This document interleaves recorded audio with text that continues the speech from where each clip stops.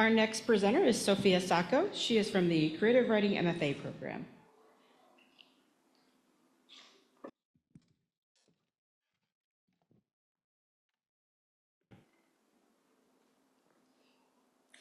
My goal as a writer is to make poetry accessible, namely because a lot of people say they don't know how to engage with poetry, and that's fine.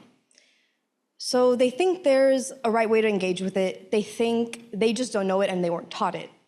Frankly, and this is not a secret, many writers still struggle with poetry.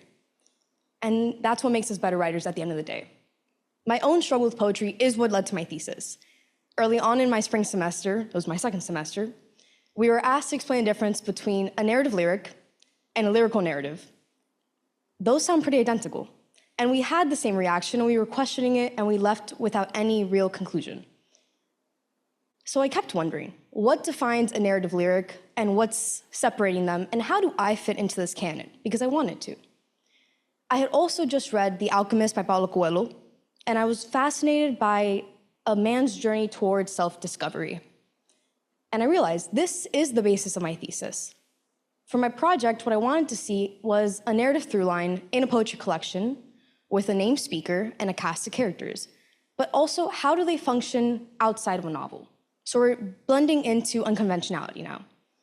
My project, The Girl Who Drowned the Whole World, is a poem collection with a narrative bend in this way. The speaker is having to redefine her purpose in life when she finds out she is the last person in the world. There's a lot of stress that comes with that.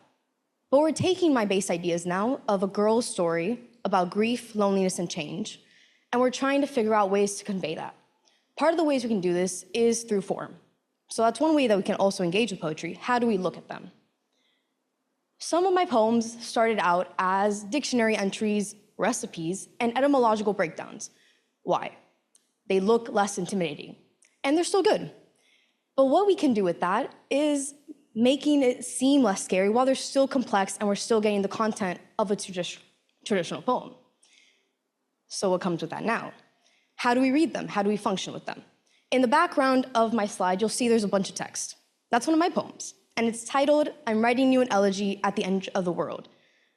It's a letter, while still being a poem and holding that integrity of it. But we're also still dealing with the complex thoughts of emotions, and how are we conveying that to the audience? I believe that poetry can be for everyone, and it's only a matter of how we're making it approachable. And part of the ways I'm doing this is by lending myself and the audience the ability to have unconventional forms.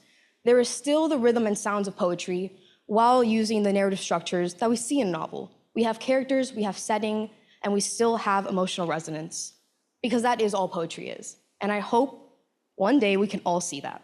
Thank you.